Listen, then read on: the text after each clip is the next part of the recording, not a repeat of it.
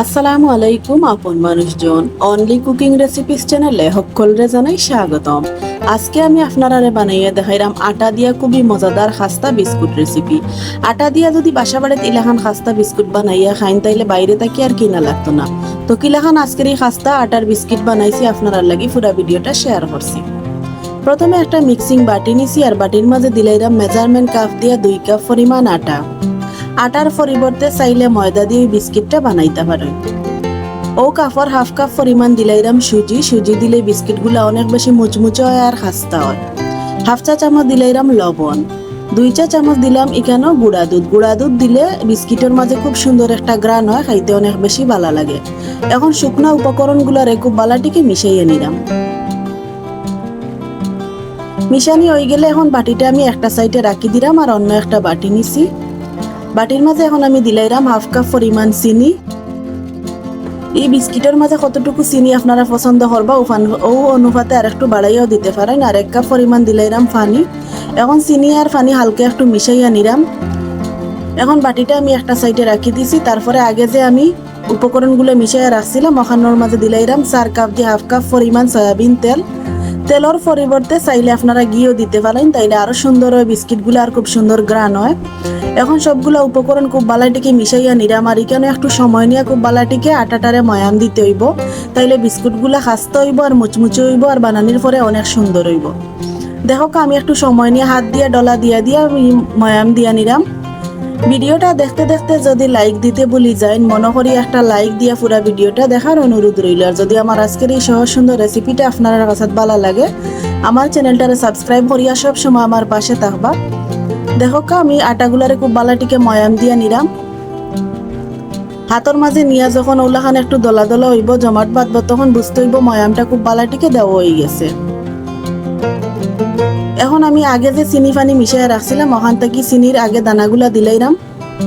ইলাখান যদি চিনির আস্তা দানা দেওয়া হয় আটার বিস্কিটের মাঝে তাইলে বাজার পরে খুব সুন্দরভাবে চিনির দানাগুলা বাসে, খাইতে অনেক বেশি ভালো লাগে, দেখতে অনেকটা সুন্দর লাগে। তারপরে আমি হাত দিয়ে খুব বালাটিকে প্রথমে দানা চিনি আর উপকরণগুলা মিশাইয়া নিলাম। যদি আপনারা আরো একটু বেশি মিষ্টি খাইতে চান বিস্কিটের মাঝে তাইলে চিনির পরিমাণটা আর একটু বাড়াইয়া দিতে পারেন।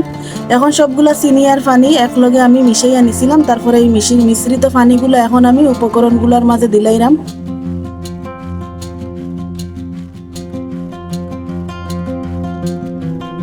এখন খুব বালাটিকে মিশাইয়া ওলাখান মোটামুটি একটা শক্ত ডো রেডি করিয়া নিলাম।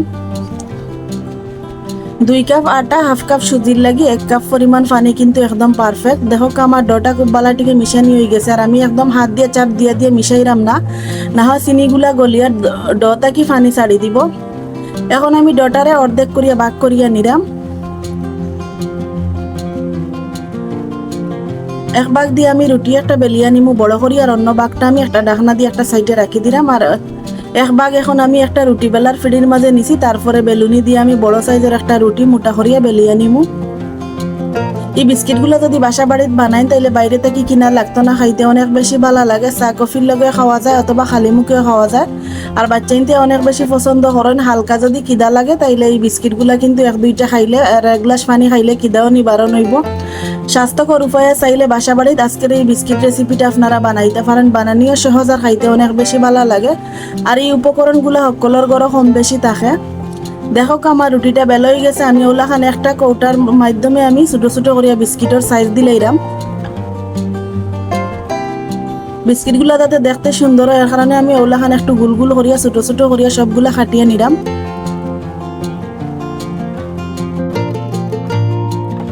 বাড়তি রুটিগুলারে আমি উঠাইয়া নিলাম। ওগুলা দিয়ে আমি পরবর্তীতে আরো রুটি বেলিয়া বিস্কিট বানাইয়া নিমু। এখন আমি কৌটা দিয়ে ওলাখান একটু ডিজাইন করিয়া নিলাম যাতে দেখতে সুন্দর লাগে। চাইলে আপনারা ছুরি দিয়ে ওলাখান একটু ডিজাইন করিয়া নিতে পারেন। দেখুন দেখতে কতটা সুন্দর লাগে, একদম বাজারের বিস্কিটের মতো। আর বাজার পরে আরো বেশি সুন্দর লাগে এই বিস্কিটগুলা, দেখতে খুব বেশি ভালো লাগে আর খাইতে অনেক বেশি মজা লাগে। সবগুলা বিস্কিটের মাঝে আমি ওলাখান ডিজাইন দিয়ে নিলাম।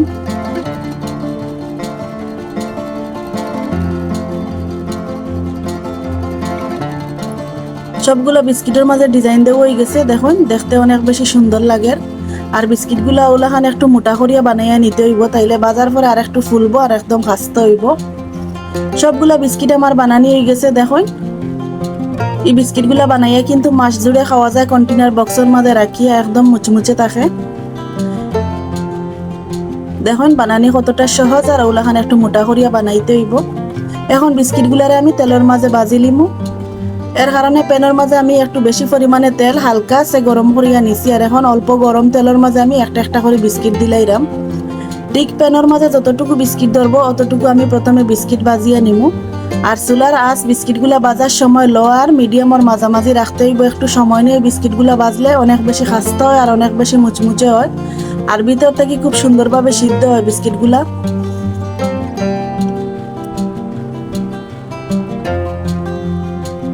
দেখুন আস্তে আস্তে তেল গরম হইয়ার, আর তেলগুলা কিন্তু অতিরিক্ত গরম তেলের মাঝে বিস্কিটগুলা দেওয়া যাইতো না, না হয় চট করে কালার আইব আর বিস্কিটগুলা ভিতর খাসা খাসা তাকি যাবার, খাস্তা মুচমুচে হইতো না। দেখুন আস্তে আস্তে যখন তেলের উপরে বাসি আইছে তখন আমি একটা একটা করে বিস্কিট উল্টাইয়া দিলাম, আর নিচের সাইডের কালারটা আমি আপনারা দেখাইলাম। দেখুন কতটা সুন্দর কালার আইছে। আমি আবারও কইরাম একটু সময় নেই, বিস্কিটগুলা বাজলে অনেক বেশি খাস্তা হয় আর অনেক দিন পর্যন্ত বানাইয়া রাখাও যায়। একবার বানাইলে কিন্তু মাস জুড়ে খাওয়া যায়, আর বানানি একদম সহজ আর খাইতে অনেক বেশি ভালো লাগে। আপনারা যদি বিশ্বাস না হয় একবার বাসা বাড়িতে বানাইয়া খাইয়া দেখবা। চার লগে কিন্তু পরিবেশন করলে অনেক বেশি ভালো লাগে খাইতে। সবগুলা বিস্কিট আমি একটা একটা করে উল্টাইয়া দিলাম, আর একটু সুন্দর কালার আওয়া পর্যন্ত আর খুব বালাটিকে বাজা পর্যন্ত আমি বিস্কিটগুলারে বাজিয়ে নিমু। চুলার আঁচ কিন্তু লো টু মিডিয়ামও রাখি আমি বিস্কিটগুলারে একটু সময় নিয়ে বাজিয়ে নিলাম। আর দেখুন কতটা সুন্দর কালার আইছে বিস্কিটগুলার মাঝে, আর তেল দেওয়ার পরে আগে থেকে অনেকটা ফুলছে বিস্কিটগুলা।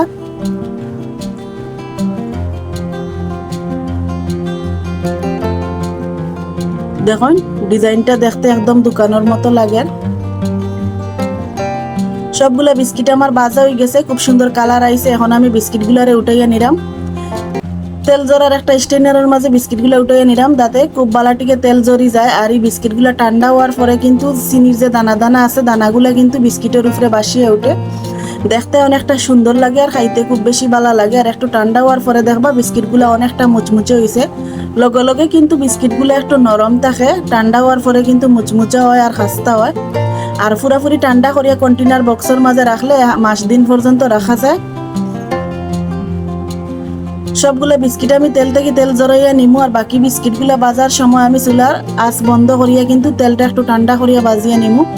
দেখো একই রকম করিয়া আমি সবগুলা বিস্কিট বাজিয়া নিছি। আর কতগুলা বিস্কিট হইছে। ইলাখান বাজার থেকে কিনিয়া আনলে অনেক দামে কিন্তু কিনা লাগে, আর অল্প উপকরণ দিয়ে যদি আমরা বাসা বাড়িতে বানাই তাইলে কিন্তু সহজে বানানি যায় আর অনেক বেশি স্বাস্থ্যকর উপায়ে বানাইয়া খাওয়া যায়। দেখো ঠান্ডা হওয়ার পরে কিন্তু চিনির দানাগুলা বিস্কিটের উপরে বাসি আইছে, দেখতে অনেকটা সুন্দর লাগে আর ইলাখান খাইতে খুব বেশি ভালো লাগে। এখন একটা বিস্কিট ভাঙ্গি আপনারা দেখাইলাম। দেখুন ভিতরটা কিলাখান হয়েছে, একদম মুচমুচে, বাইরেও মুচমুচে হয়েছে আর ভিতর একদম পারফেক্ট হয়েছে। তো কিলাখান লাগলো আমার আজকের